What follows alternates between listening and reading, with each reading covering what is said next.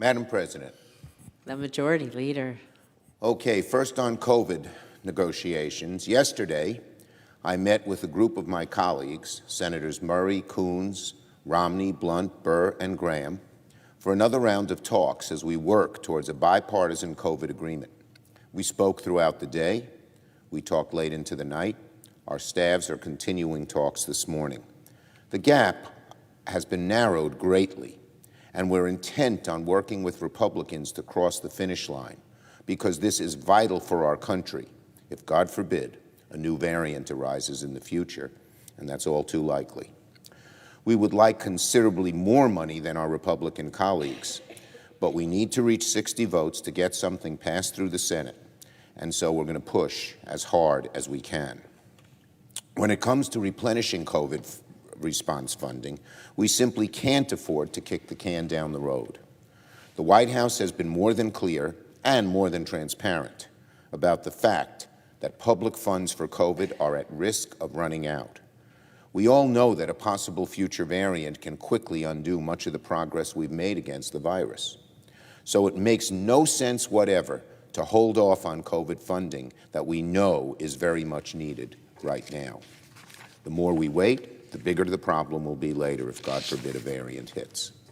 The bottom line is this: both sides should work to complete COVID funding soon, because that will mean more vaccines, more therapeutics, and more testing. So we can keep schools and communities open. We can stay back to normal, which we are doing right now. Woe is us if a future variant extends its nasty tentacles across the country and we don't have the resources in place to respond. Woe is us. So again, I'm pleading with my Republican colleagues, join us. We want more than you do, but we have to get something done. We have to get something done. We will keep working to arrive at a deal in good faith. And we hope our Republican colleagues ultimately join us in supporting a robust enough package to deal with this problem. As I said, we're making good progress. We're getting closer and closer, but the sooner we get this deal done, the better for the country. Cost cutting. It's been a productive few days here on the Senate floor as we pass legislation that will help reduce costs, relieve supply chains, and build on the incredible economic growth we've seen under President Biden. I'm glad to announce that the Senate's on track to pass bipartisan legislation by Senators Klobuchar and Thune to reform unfair shipping practices that are clogging up our ports, diminishing American exports and hurting our farmers, and ultimately hurting consumers.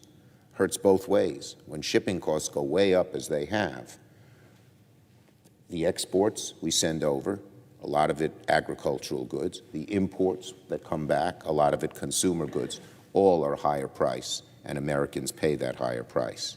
So the bipartisan shipping bill is exactly the sort of thing the Senate should focus on, because it's when there's a logjam at the Port of Los Angeles, it hurts farmers and small businesses in Minnesota and North Dakota and across the country, and it hurts consumers in every corner of the country, from Portland, Maine to San Diego, from Seattle to Miami, New York, and everywhere in between.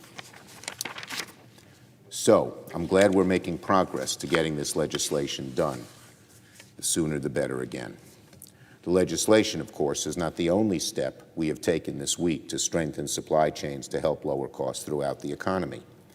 Earlier this week, the Senate passed a strongly bipartisan jobs and competitive bill in the works for over a year, which will help increase our domestic manufacturing, help address the critical chip shortage, and grow our economy by investing in American innovation.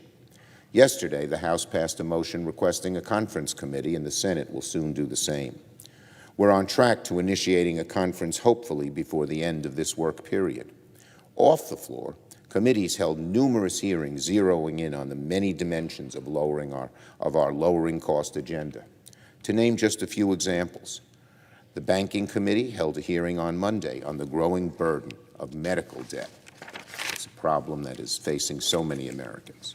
The Small Business Committee also held a hearing yesterday exploring the supply chain crisis and its implications for smaller businesses, including struggling restaurants.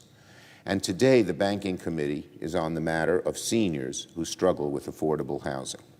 These are just a few examples of how both off the floor and on, Democrats are continuing our focus on legislation that will lower costs, help American families, and solve the deep and difficult challenges that everyday Americans face to make ends meet. And we're going to keep pushing in the months ahead to translate these ideas into legislation we can consider here in the chamber, as we're doing with shipping right now. Thank you, Madam President, and I note the absence of a quorum. The clerk will call the roll. Ms. Baldwin.